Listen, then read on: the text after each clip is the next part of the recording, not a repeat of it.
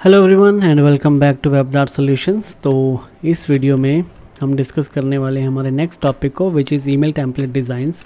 तो ये हमारा UI UX 25 दिन में नॉलेज डबल का जो सेशन चल रहा है उसका ये 7वां एपिसोड है, जिसमें हमने पहले ही already landing page designs, website के home page design and then business card design, letter head design, flyer design, logo design, ये सब हम ऑलरेडी अपने पोर्टफोलियो में ऐड कर चुके हैं अगर आप इस सीरीज़ को फॉलो कर रहे हो तो of course right.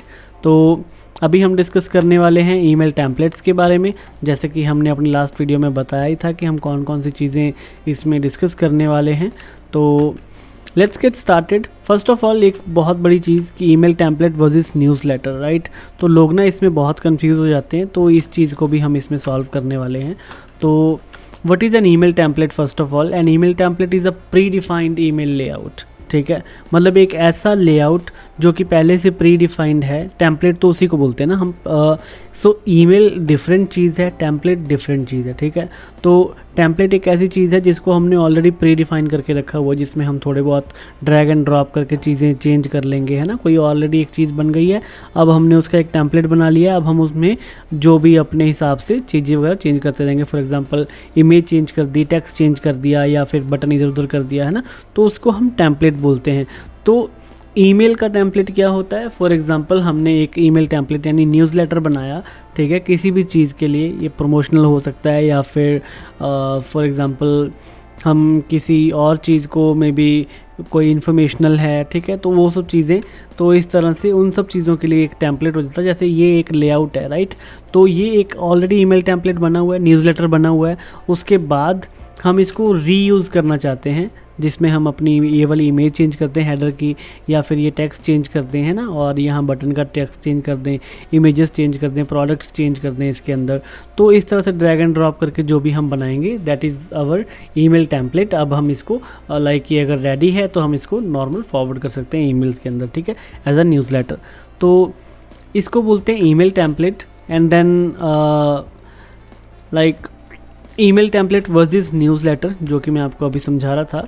For example a template typically refers to a design और structure that is used as a starting point, ठीक है। कोई भी एक ऐसी चीज़ जिसको हम स्टार्टिंग पॉइंट की तरह यूज़ कर रहे हैं। फॉर एग्जांपल जैसे मैंने अभी आपको ये वाला स्क्रीनशॉट दिखाया, तो ये एक स्टार्टिंग पॉइंट है। इसमें हम जो भी चेंजेस करेंगे तो वो वाली चीज़ अभी लाइक हमारा टेम्पलेट है, इसमें चेंजेस कर लेंगे तो हमारा while newsletter is typically a communication of or information में भी that is sent periodically to a group of people, ठीक है।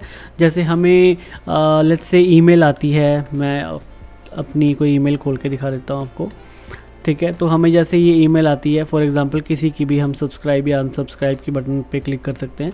तो स्किल शेयर वालों की मेरे को ये ईमेल आती है, ठीक है, नाउ ट्रेंडिंग ये सो, तो ये अपनी न्यूज़ मुझे भेजते रहते हैं बार बार, है ना, that is a newsletter. तो इस तरह से इनके जो भी मतलब ट्रेंड्स वगैरह या फिर जो भी इनके अपडेट्स वगैरह होंगे, है ना, तो उन सब चीज़ों की हमें ईमेल आती रहेगी। That is called an email template या एक न्यूज़लेटर, ठीक है। तो इस चीज़ में आपने कंफ्यूज नहीं होना है कि टेम्पलेट क्या होता है, न्यूज़लेटर क्या होता है। तो आपने इस चीज़ को न्यूज़लेटर बोलना है, और जिस चीज़ में हम मॉडिफाई कर करके बार बार भेज रहे हैं जिस चीज़ में से, उसको हम टेम्पलेट बोलेंगे, ठीक है। इसको आपने न्यूज़लेटर बोलना है। तो ओके, लेट्स मूव फॉरवर्ड। अब इसका बेसिकली साइजेस क्या होते हैं, ठीक है। The ideal size for an email template is around 600 to 800 pixels. तो मैंने अभी तक जितने भी ईमेल टेम्पलेट्स डिज़ाइन किए हैं वो सारे 600 तक ही रखे हैं मैंने।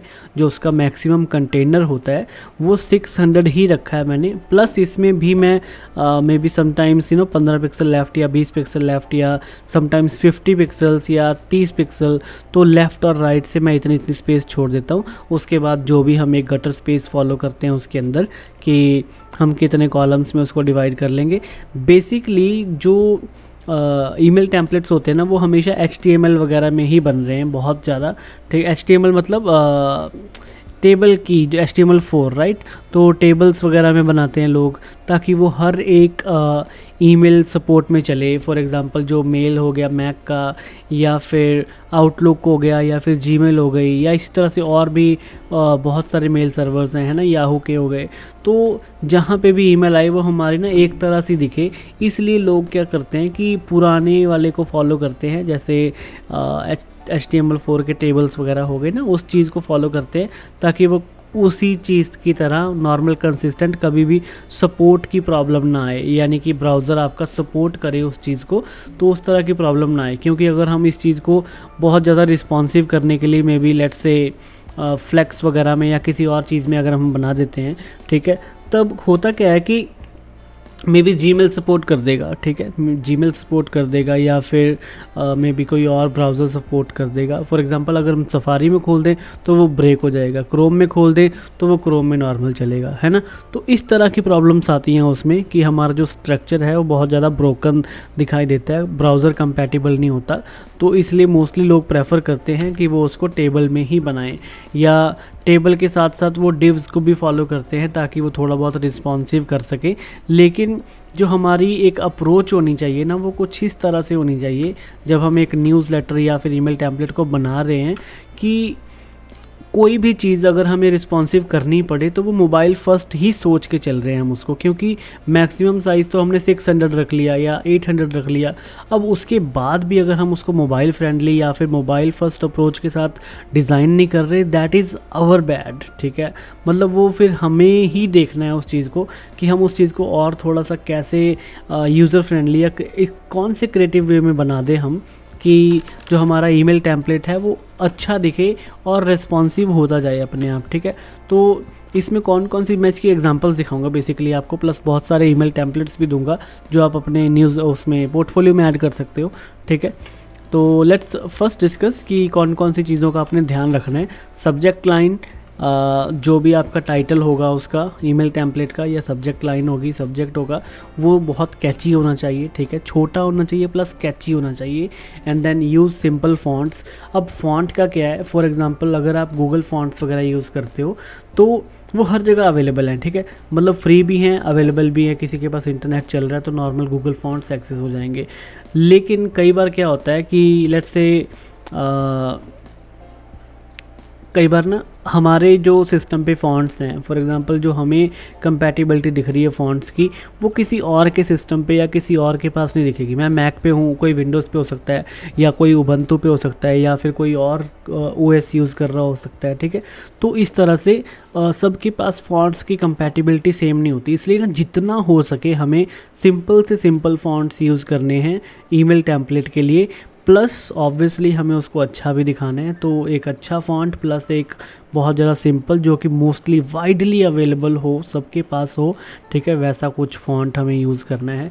जैसे एरियल हो गया, ठीक है, पहले लोग टाइम्स न्यू रोमन यूज़ करते थे, है ना, और फिर एरियल यूज़ करने लग पड़े, फिर रोबोटो यूज़ करने लग पड़े, फिर रेलवे यूज़ करने लग पड़े। इसी तरह से बहुत सारे फॉन्ट्स हैं जो अगर वायरल ओपन सांस यूज़ करने लग पड़े, पॉपिंस, ये गूगल के फॉन्ट्स हैं, तो बहुत ज़्यादा वाइडली अवेलेबल हों जो फॉन्ट्स, हमें मोस्टली ट्राई करना है कि हम वो वाले फॉन्ट्स ही यूज़ करें हमारे डिज़ाइंस में, अनलेस कि हम कोई इमेज बना रहे हैं तो उस फॉन्ट को आप टेक्स्ट टाइप करके उस इमेज के ऊपर चिपका दो तो दैट विल लुक गुड, ठीक है। तो उसमें हमें कोई प्रॉब्लम नहीं आएगी। और जितना हो सके लाइक मे बी कोई भी कम्प्लेक्स डिज़ाइन बना दिया आपने तो उसको इमेज में बनाने की कोशिश करो, ताकि हम उसकी एक इमेज स्लाइस करें और डायरेक्ट इमेज चिपका दें उसके अंदर। क्योंकि नॉर्मल अगर हम 600 पिक्सल की विड्थ की एक इमेज लगाते हैं हमारे डिज़ाइन में, तो वो जब हम उसको मोबाइल रिस्पॉन्सिव में लेके जाएंगे तो वो अच्छी ही दिखेगी, है ना, क्योंकि 600 पिक्सल तो ऑलरेडी वो छोटे साइज़ की थी, एंड देन उसको और छोटा कितना कर देंगे हम, ठीक है। ऑप्टिमाइज़ करना है, स्टैंड आउट करने हैं हमारे CTS को। मैं इसकी एग्जांपल दिखाता हूँ आपको पूरे की। फॉर एग्ज़ाम्पल ये मैंने एक कम्युनिटी फ़ाइल ऑलरेडी बना दी हुई है जिसमें हमारे पास बहुत सारे ईमेल टेम्पलेट्स हैं, आप कोई भी यूज़ कर सकते हो, ठीक है। इसमें बस थोड़े बहुत आपको चेंजेस करने हैं। बेसिकली जो भी हमारे पास फिग्मा के कम्युनिटी के अंदर टेम्पलेट्स होते हैं वो सब क्रिएटिव कॉमन्स में जाते हैं।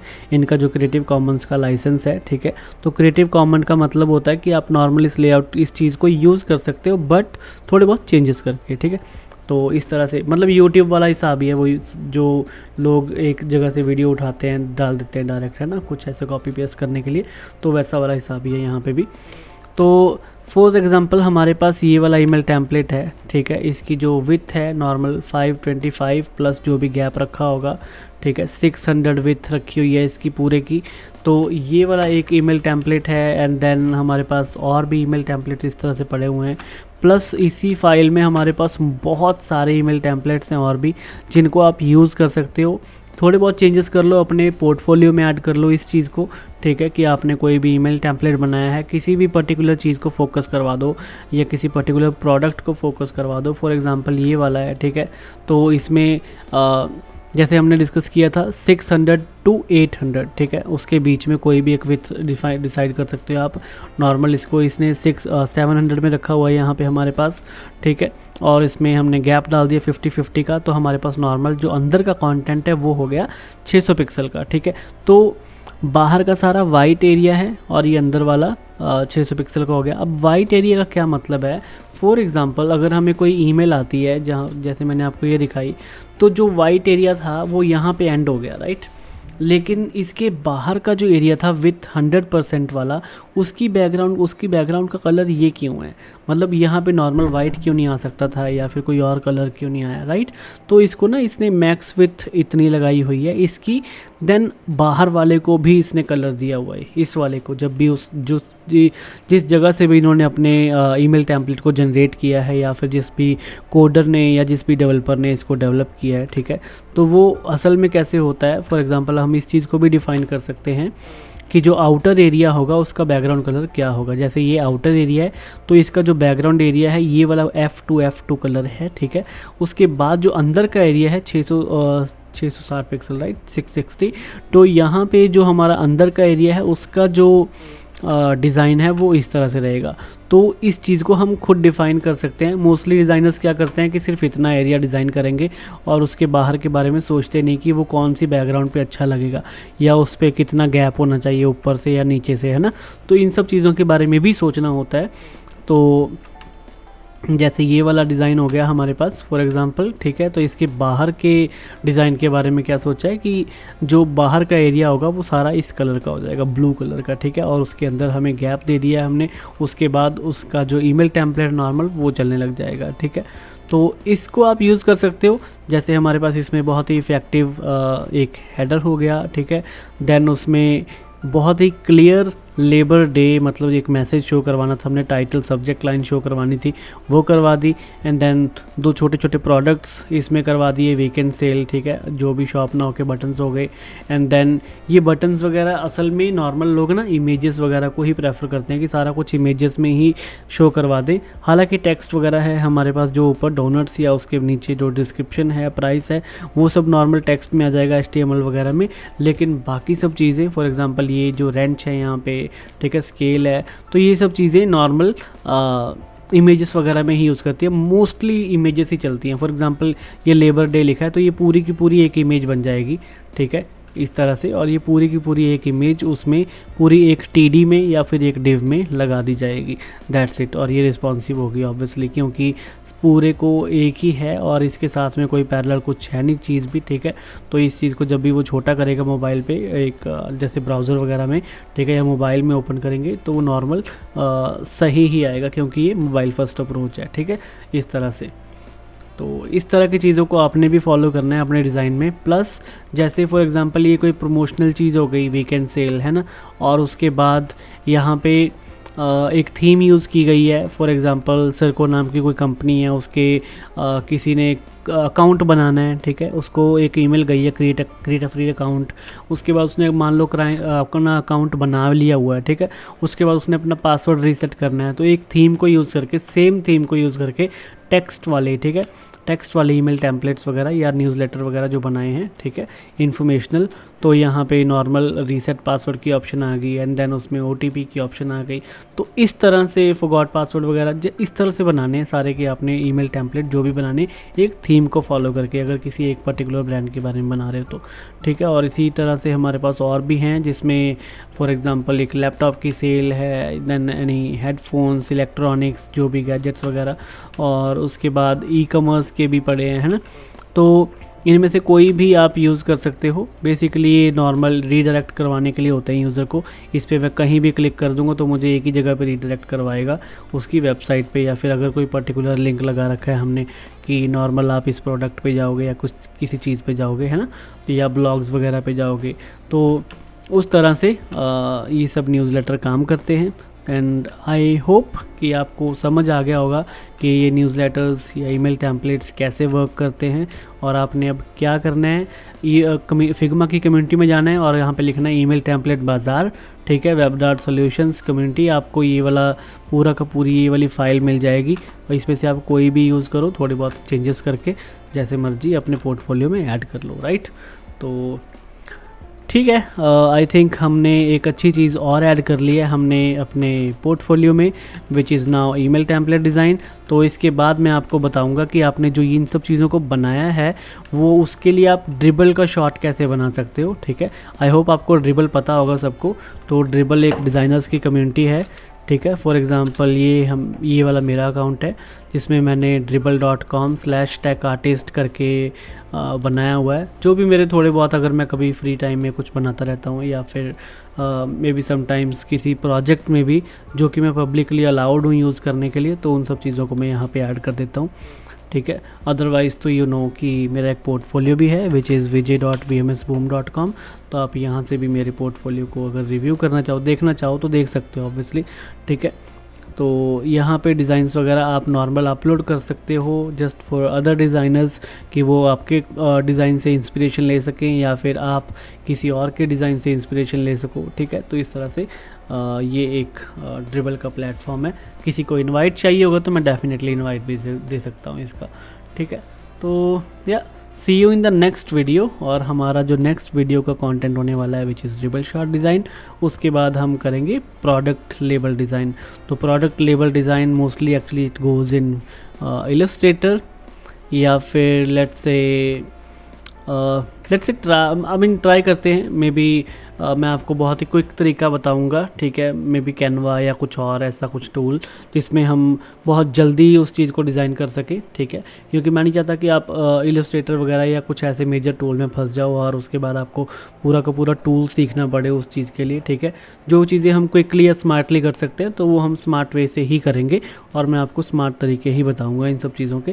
तो see you in the next video then. Thank you everyone.